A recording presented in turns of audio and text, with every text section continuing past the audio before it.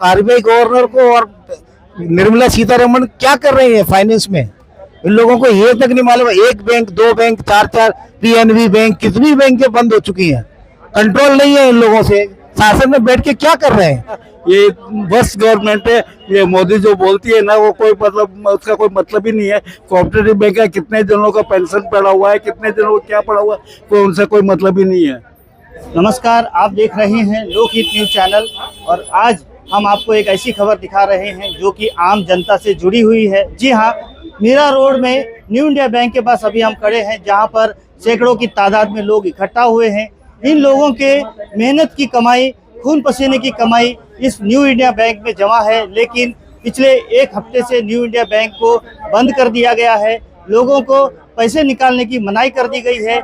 ना तो लोग पैसे निकाल पा रहे हैं और ना ही बैंक की ओर से कोई जवाब मिल रहा है। इसी बात को लेकर आज शांतिनगर कोऑपरेटिव हाउसिंग सोसाइटी के फेडरेशन की ओर से यहाँ पर लोगों को बुलाया गया था और उन्होंने बैंक के मैनेजर को भी बुलाया था और जानना चाहा कि जो आम जनता के जो पैसे हैं वो कब मिलेंगे और आखिर आम जनता को इस मुसीबत से कैसे छुटकारा मिलेगा, इस बारे में यहाँ पर चर्चा हुई। हमने कुछ लोगों से बात की और जानना चाहा कि उनका क्या कहना है। हम ये भी दिखाएंगे कि यहाँ के जो शांतिनगर हाउसिंग सोसाइटियों के फेडरेशन के जो अध्यक्ष हैं प्रमोद सामंत, उनसे भी हमने जानना चाहा कि इस समस्या से कैसे हल होगा इस समस्या का।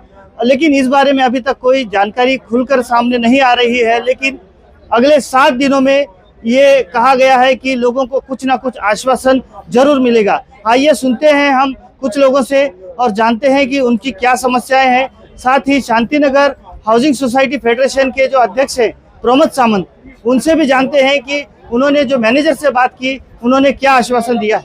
देखो, पिछले 7 दिन से जनता बहुत परेशान है। लोगों के किसी का छोटा या किसी का बड़ा, यानी छोटे आदमी से लेके बड़ा आदमी सभी लोग परेशान है। जिसकी बड़ी एफडी है वो भी परेशान है, जिसकी छोटा रोज का जो रोज उनका खर्चा चलता था वो भी परेशान है। पिछले 7 दिनों में बैंक ने डिपॉजिटर्स को कोई ऐसा ठोस आश्वासन नहीं दिया कि हम ये करेंगे। वो बार बार डीजीसीआई का बात कर रहे कि वहां से आपको पैसा मिलेगा, वो मिलेगा, फॉर्म भर के दो, ये भर दो, आपका फोन नंबर लिखो। क्या बैंक के पास जिनके डिपॉजिट है उनका फोन नंबर, एड्रेस नहीं है क्या? लेकिन ये सब गलत तरीके का एक नाटक, लोगों को दिखावा करने का काम चालू था। हमने Shantinagar society federation, Mira road Shantinagar society federation की तरफ से लोगों को जो एफडीज है और शांतिनगर के लोगों का जो छोटा छोटा पैसा जो यहाँ पर जमा है उसके बारे में आवाज उठाने के लिए और मैनेजर साहब से, डिपार्टमेंट से जवाब लेने के लिए आज यहाँ पर आए थे। वो नीचे आई, उन्होंने उनकी तरीके से तरकीब से जवाब दिया, लेकिन लोग सेटिस्फाई नहीं है। तो हमने एक 7 दिन का अल्टीमेटम दिया है कि लोगों की जो मांगे है वो हमने उनके सामने रखी है और उसके ऊपर वो जवाब देंगे। नहीं जवाब दे तो अगले 8 दिन में आगे का एक्शन लेंगे। मेरा अकाउंट है, मेरा पास 15 लाख रुपया इधर डूबा हुआ है। हाँ जी, बोलो। हाँ, डूबा हुआ है। क्यों डूबा हुआ है? इसलिए बोल रहा हूँ कि वो मिलने वाला नहीं है। क्यों नहीं मिलेगा वो भी आपको बताता हूँ। ये जो रिजर्व बैंक ने जो ऐसे समाचारों में आ रहा है, सुनिए, समाचारों में जो आ रहा है कि 5 लाख रुपया 30 मार्च तक आप एप्लीकेशन करेंगे DITC को मिलेगा और 14 मई से मिलना शुरू हो जाएगा। लेकिन मुझे ये नहीं लगता है कि नहीं मिलेगा, क्योंकि ये नियम गलत है। जब तक या तो फिर रिजर्व बैंक को खुद को मालूम है कि ये बैंक डूब गया है, जो सबको साकार नहीं कर रहा है पब्लिसिटी, क्योंकि डूबने के पश्चात ही या किसी कंपनी में मर्ज होने के पश्चात ही पैसे मिलने की प्रक्रिया शुरू होती है। मर्ज तो जैसा कि PMC बैंक में हुआ था। अभी ऐसा क्यों नहीं बोल रहे हैं? इसका मतलब ये है कि अभी से ही बैंक डूब गया है। उन्होंने पूरा तैयार कर दिया है, मन की स्थिति उनकी निश्चित है। आरबीआई की ऑडिट क्यों नहीं हो रही थी उसके पीछे? अभी जब बैंक बंद करेंगे तो क्या सबका एम्प्लॉयमेंट, अनएम्प्लॉयमेंट, एवरीथिंग आप उसको रूट आउट करेंगे। मेरा अमाउंट तो 5 लाख से बिलो 4 and 4.5 है। आश्वासन तो नहीं, वही है कि आरबीआई सो गई थी क्या, उसके ऑडिट में नहीं आया। अभी जहाँ 70 करोड़ का इसमें बैंक क्यों बंद किया है? भाई बैंक फंक्शन क्यों कर रहे हैं? आपका करप्शन आप देख लो ना। And the RBI compliance officer who checked the accounts. What are they doing? So he has found some gotala. They should be informed, right? No? And they should deal it internally. So they let it bypass. No, they let it bypass. Means they turned a blind eye. तो इसलिए पूरा problem हो रहा है। तो even they should be questioned. अधिकारी जो audit जो अधिकारी गए थे ऑडिट करने के लिए, तो हर 6 मंथ में और आफ्टर 1 ईयर ऑडिट होना कंपलसरी है। तो क्यों नहीं हुआ ऑडिट? और गए थे अधिकारी, मीन्स वो अधिकारी का कि उनके साथ हाथ मिले हुए हैं और उसी तरह से लोगों के पैसे तभी से उन्होंने खा के गए।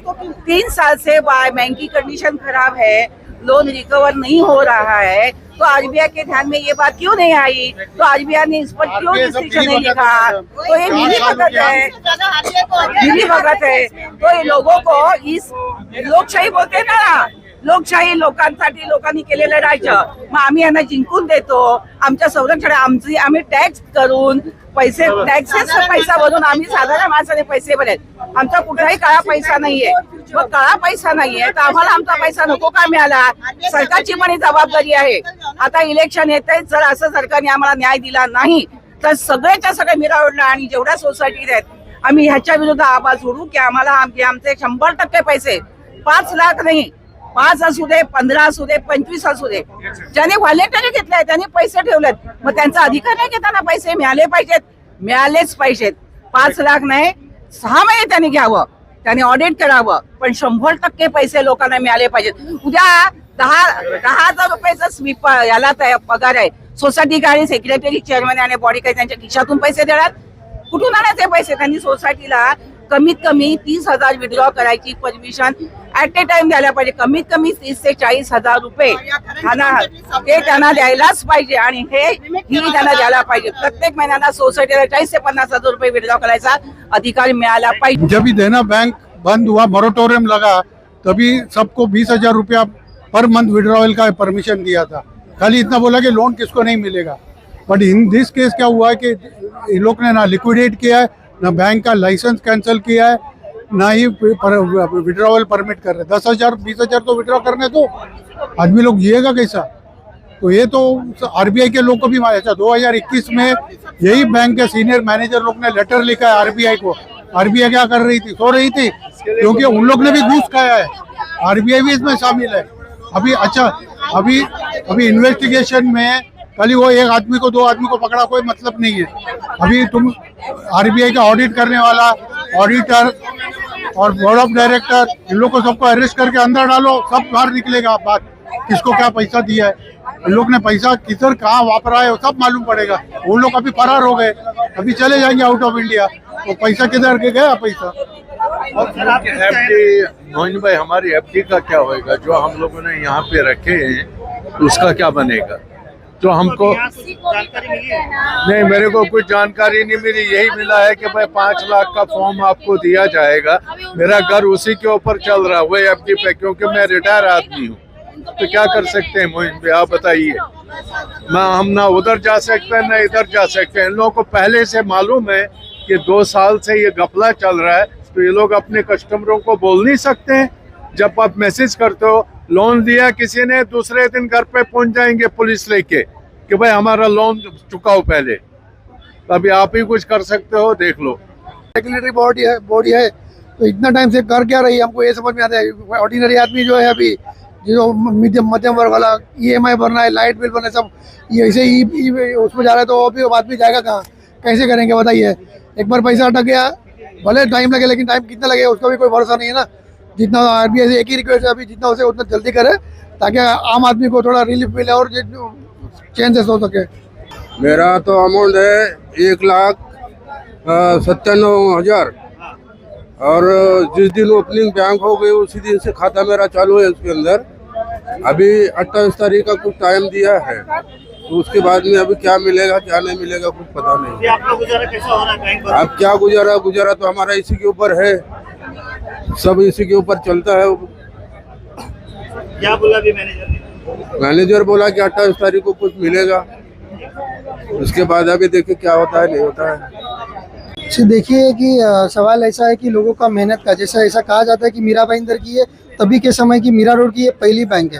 तो 30-35 सालों से लोगों ने यहाँ पे पैसा जमा किया था। वो पैसे के ऊपर अचानक से बैंक ने, जो आरबीआई ने निर्बंध लगाया, उसका हम लोग का सवाल यही था कि इतने दिनों से अगर ये सब हो रहा है तो आरबीआई क्या कर रहा था, आरबीआई ने इतने दिनों के बाद क्या किया। अभी डायरेक्टली अगर किसी को आप बोलो कि आप कल से पैसा नहीं निकाल सकते, तो रोज़मर्रा की ज़िंदगी के लिए जो पैसे लगते हैं, लोग जो इसके ऊपर ज़िंदगी उनकी गुजरान हो रही थी, वो लोग कहाँ जाएंगे। तो ये सवाल उनको पूछना था। साथ ही में सरकार से ये सबसे बड़ा सवाल है कि सरकार आँख मूंद कर कहाँ बैठी थी, क्या कर रही थी, और इसके बाद लोगों को क्या राहत देगी, ये सवाल यहाँ पर। ये तो एक छोटी सी ट्रायल है, ये पूरा देश डूब जाएगा, क्योंकि 220 करोड़ का लोन लिया है और हमारे देश की सत्ता ये बताए कि इसको रीपेमेंट कैसे करेंगे। जब रीपेमेंट नहीं करेंगे तो देश दिवालिया होगा। ये साले आज जो हम लोग पब्लिक इस तरह से मूर्खों की तरह घूम रहे हैं और डिमांड कर रहे हैं कि हमारा 5 लाख मिलेगा, नहीं मिलेगा, इस पे बहस हो रही है। कोई कानून नहीं है, कानून होता तो आज तक 50 लोग की गिरफ्तारी होती। जो लोग चोर लोग हैं वो बाहर जाके दुबई में बैठे हैं। चेयरमैन कहाँ गया, उसकी वाइफ कहाँ गई, पुराने चेयरमैन कहाँ गए, उनको ढूंढा क्या? एक गलत आदमी को पकड़ के बैठे हो। 120 करोड़ में बैंक नहीं लूट, ये डूब सकती है। कई हजारों करोड़ की जहाँ एफडी है। ये चोर लोग अभी तक नहीं बता रहे हैं। ये आरबीआई सबसे बड़ी चोर है। ये कमीने लोग कहाँ से जो है ऑडिट कराए थे, एक दिन की चोरी नहीं है, लेकिन हम लोग मूर्खों की तरह घूम रहे हैं, नेतागिरी कर रहे हैं। देश डूबेगा, देश, मैं बोल रहा हूँ गारंटी के साथ। ये मोदी और शाह 220 करोड़ लोन लिए हैं, वो कहाँ से भरेंगे और देश कहाँ से भरेगा? आप दिखाइएगा इसको मेरे नाम से, और मुझे ये चोर आके गिरफ्तार करें। बीइंग एडवोकेट एंड उससे पहले अगर एक सिटीजन एंड एक सोशल की तरह से कहे तो यहाँ पे जो सबकी जो हालत है देख के सच में आंख में पानी आता है। यहाँ पे एक सीनियर सिटीजन है, 80 साल के हैं, उनकी रिटायरमेंट की पूरी जमा पूंजी यहाँ पर है। एक विडो आई हुई है जिनके 3 छोटे बच्चे हैं, उनका LIC का जो उनके हस्बैंड का, उनके जो डिजीज हस्बैंड का जो पैसा था उन्होंने यहाँ पे एफडी की थी। अभी आज वो वही बोल रहे हैं कि उनके बच्चे खाएंगे क्या, करेंगे कैसे। इस तरह से तो मतलब इतने किस्से हैं लोगों के, जितने लोग उतने उनकी कहानियां है। सोसाइटीज के अकाउंट है, सोसाइटी के लोग बिल्स कहाँ से भरेंगे, तो इतने सारे प्रॉब्लम्स है। और यहाँ पे जबकि जो सीनियर सिटीजन है, जो ये बैंक का जो 13 तारीख को हुआ उसके 2 दिन पहले आए थे, और तब भी वहाँ पे मैनेजर और वो लोग कुछ भी नहीं बता रहे कि ये रिटायरमेंट ये लोग क्या कैसे उनका गुजारा करेंगे। मेरी आरबीआई से, अपनी जुडिशियल सिस्टम से सबसे गुजारिश है कि अपने मंत्री साहब, पीएम मोदी साहब, सबसे गुजारिश है कि इसके लिए कुछ प्रावधान लाइए और जल्द से जल्द इसका कुछ सॉल्यूशन लाए।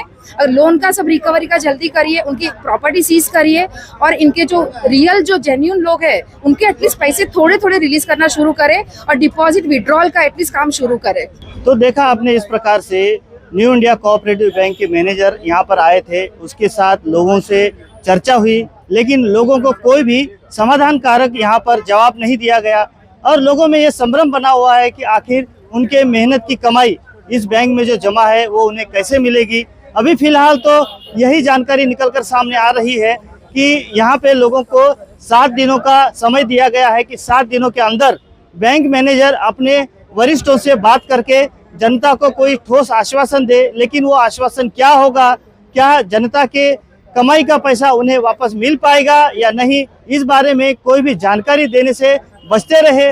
फिलहाल तो जनता को यही करना है कि 7 दिनों तक उन्हें इंतजार करना है। यहाँ पर एक व्हाट्सएप ग्रुप का नंबर भी दिया गया है बैंक की ओर से, और लोगों से कहा गया है कि इस व्हाट्सएप ग्रुप के जरिए उन्हें जो भी सूचनाएं होंगी वो सूचनाएं दी जाएंगी समय समय पर।